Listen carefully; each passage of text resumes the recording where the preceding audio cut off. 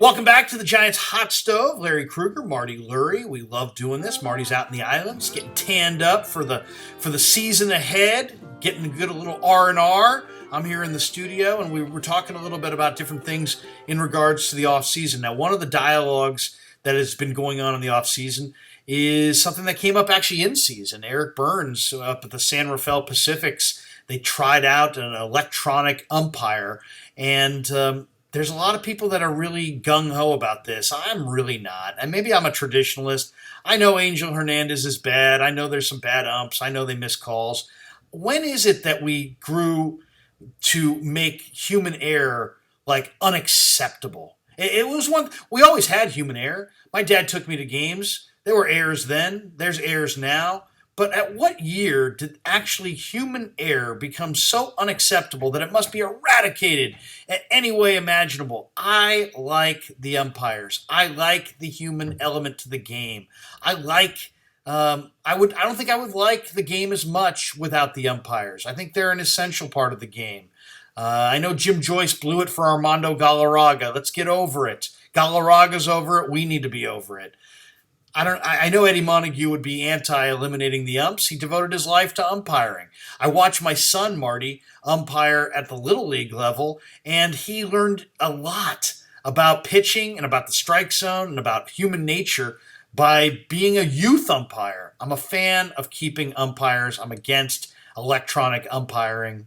How do you weigh in on this? Well, you have to see it. See, Bruce Jenkins was there, and he kind of convinced me at least to have an open mind on this thing. So I think you have to see it to see how it works and see the flow of the game. You talk about the catch in the NFL. I agree with you. I don't know what a catch is. I see these amazing catches, and the guy, well, he didn't have control, and it's taken off the board. I'm not sure what a strike is. So I'm open to it. I'm really open to it. It just depends how it would work. The umpires still would make the calls at the plate and everything else. If it's instantaneous and there's no loss of flow in the action, I'm open. I'm really open to it. So I just think the strike zone is so variable and this buffer zone is so wide that I don't know what's a strike and what's not a strike.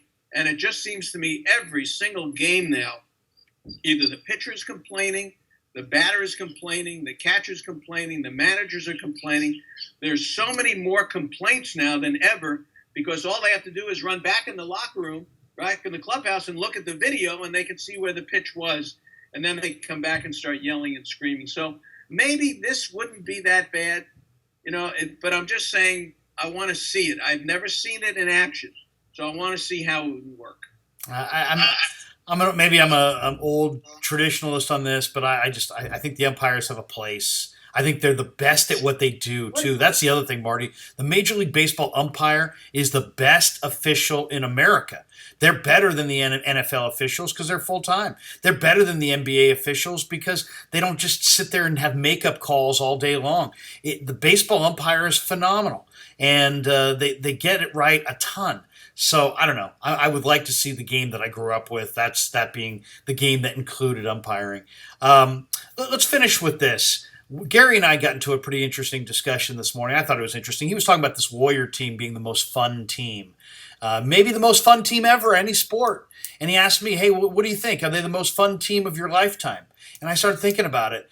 And the two teams that I thought were the most, I threw out three teams that I thought were the most fun teams. The 81 49ers, on the football side. And my two favorite baseball teams, I'd have to say, were the 1986 Giants, because in 85 they lost 100 games. In 86 there was Will Clark and Robbie Thompson and Roger Craig, and it was like a new era.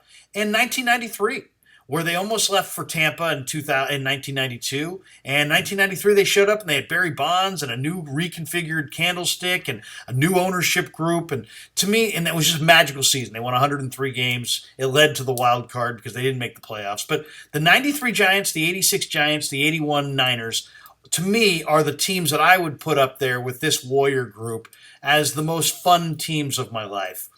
You obviously have watched more baseball than I have. You've been involved with the Giants recently, but before that, people don't know you did stuff around the A's for years, and you probably have insight into some of the great years they had in the '80s, and even more recent than that. And then, of course, you grew up in New York and Miami, and have watched this game for years, and probably had favorite seasons as a kid. So I'll throw it to you. What is the most fun baseball season or baseball team that you remember covering this great game? Yeah, it's a great question. As you said, you have to think about it. Being a kid, growing up in Brooklyn, 1955, Jackie Robinson and Duke Snyder and Don Newcomb and Willie Mays on the other side and Mantle. And, the growing up in New York, the golden age of baseball for me was absolutely the most fun I've ever seen day to day, because everyone, they're all these stars. And you didn't have basketball or football really on a big level, but baseball, you had these stars and you just couldn't wait to see their baseball card. You couldn't wait to see them. So I go back to that. But thinking of the Dolphins, the undefeated Dolphin team was amazing. To have a pro football team win every game. And then I went to the Super Bowl, and the Super Bowl's coming up. I went to that game with Gary Yepremian, threw the ball. He says, I kick a touchdown, and they won 14-7 over Washington. But I think Pittsburgh, the Lumber Company. 79 Pirates. I think the Lumber Company was a lot of fun to watch them. And Art Howe told me they used to take batting practice with different baseballs, with juiced up baseballs. So they would take batting practice. They'd be hitting the ball 500 feet in batting practice. The other team would be in the dugout just looking at them. They couldn't believe it. So I think that's a team that I think I had a lot of fun watching them when they came out here. The Big Red Machine was a lot of fun to watch them when they came out to play the Giants. The 2002 Giants, I think it was amazing. To watch Bonds and Kent and Ellis Burks, I think was still part of that team, right? And Rich Aurelia, and to go to the playoffs and the World Series down there to watch all that unfold. So I think for me, the 2002 Giants were pretty darn exciting. But it's a good question. And I kind of agree with Gary. This Warrior team, they don't just win; they win by 30, and that's pretty amazing to me. And it looks like they're getting better. And they have fun doing it. Yeah, no, they get along with each other. They're easy to root for, and they're phenomenal. They're phenomenal. And these last couple of games have just been absolutely tremendous. All right, that's going to do it for us. Another great edition. Marty, spring training will be here shortly. What island are you on right now? On Kauai. On Kauai. The land of Hanalei. And Puff the Magic Dragon, as I say, I look out here, I can see the mountain range, and it's in the shape of a dragon. And this is where the Peter, Paul, and Mary song came from. And you can look at the eye of Puff looking right at you. Okay, so, well, Kauai is a beautiful island. Have you been to Maui? Have you been to the Big Island? Been to all those three. So I've never been in Honolulu. Okay, I haven't either. But I did honeymoon in Maui, and we did the bike ride down the Haleakala, and we did the little hopper, the little snorkeling out at Molokini, which was a little crater out there off of Maui. So enjoy yourself. How many more days do you have? Yeah, I'll be back next Monday. We go back to Mesa, and then up to the Bay Area February 9th that week. And then we got FanFest the 13th. And during that week, see a lot of people, be at KMBR, and get all the stuff ready for the shows. And come on, I looked it up yesterday. I think we're 6 weeks away from my first show. Not just reporting dates. My first show in spring training is less than, I think, 7 weeks away. Yeah, 6 weeks away. We're less than a month away from the beginning of spring training. What a story this is going to be.